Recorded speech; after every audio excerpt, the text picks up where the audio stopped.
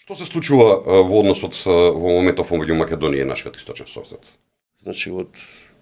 некаде 1886 по доаѓањето на регентот Стефан Стамболов, почнува таа голема идеја, или како да наречем идејата за голема Бугарија, за Сан-Стефанска Бугарија,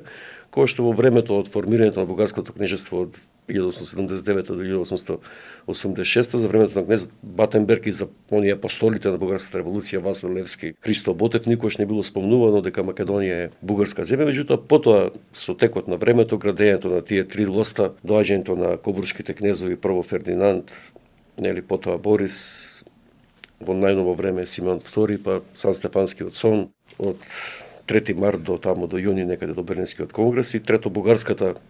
ново создадена буржуазија која што сакала нов пазар, нови стоки, капитал, територија, тие три фундаменти ја формираат таа стратегија на бугарското општество како целина и држава, кнежество, царство, држава во разни облици, феудална, капиталистичка, социјалистичка, повторно сега демократска, независна Бугарија кон Македонија која што е во најмала рака непринципиелна и нема